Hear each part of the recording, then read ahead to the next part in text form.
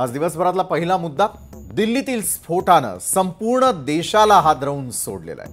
आता या प्रकरणामध्ये काही धक्कादायक खुलासे होताना दिसतात।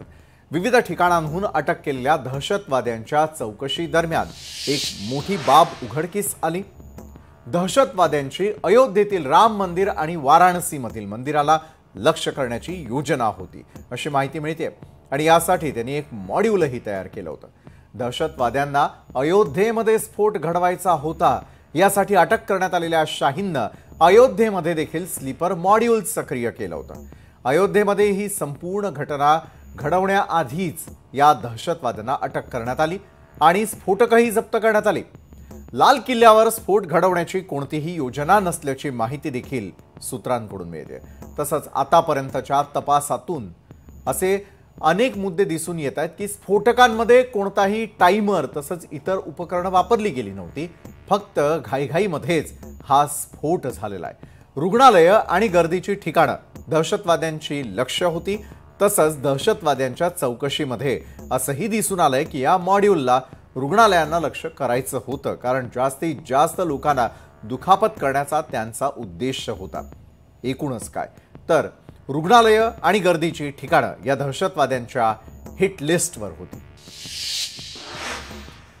तर दिल्लीमधील या घटनेनंतर देशातील सर्व सुरक्षा यंत्रणा अलर्ट मोडवर गेलेल्या आहेत। महाराष्ट्रातही आता कारवाईचा थरार दिसू लागलाय।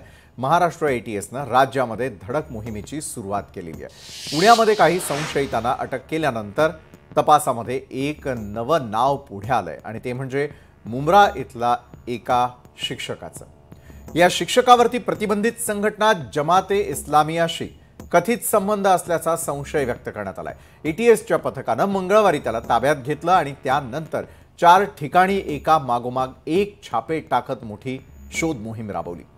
या धडक कारवाईमध्ये काही कागदपत्र आणि डिजिटल उपकरणं जप्त करण्यात आली असल्याचं सूत्रांचं म्हणणं आहे। सध्या या शिक्षकाची कसून चौकशी सुरू आहे। तपास यंत्रणा या संपूर्ण नेटवर्कच्या मुळापर्यंत पोहोचण्याचा प्रयत्न करतायत, तर आमचा कोणत्याही दहशतवादी संघटनांशी संबंध नसल्याची प्रतिक्रिया त्या शिक्षकाच्या पत्नीने दिलेली आहे। कल पुलिस एटीएस पुणे हमारे घर आई थी, 15 की तादाद में थी। उन्होंने हमारा घर सर्च किया, सर्च वारंट के साथ आए थे। घर की तमाम तलाशी ली, 3 घंटा 2 से लेकर 5 तक 3 घंटे तक उन्होंने हमारे घर की तलाशी ली। इस दौरान मेरे बच्चे और मैं बहुत डिस्टर्ब हुए। मेरे छोटे बच्चे हैं, उन्होंने सारा सामान उलट पलट किया, चीजें देखी किया। उनको कुछ मिला नहीं, सिर्फ उन्होंने हार्ड डिस्क हमारा लिया कंप्यूटर का और मेरा फोन, बच्चों का फोन और मेरे हस्बैंड का फोन साथ में लेके गए। और कुर्ला में मेरे हस्बैंड का दूसरा घर है, तो वो उस घर में भी बोले हम तलाशी लेंगे। उस घर की तलाशी ली और उसके बाद वो कुर्ला पुलिस स्टेशन में उनको लेके चले गए अपने साथ। अलकायदा, आतंकवाद, ये सब से हमारा कोई कनेक्शन नहीं है। अलकायदा तो है ही नहीं पहली बार। दिल्लीमधील स्फोटानंतर महाराष्ट्र एटीएस सज्ज मोडमध्ये असून देशभरातील सर्व सुरक्षा संस्था परिस्थितीवरती बारकाईनं लक्ष ठेवून आहेत। दरम्यान फरीदाबादमध्ये शस्त्रसाठा बाळगल्याप्रकरणी अटक झालेल्या डॉक्टर शाहीनच्या तपासात आता एक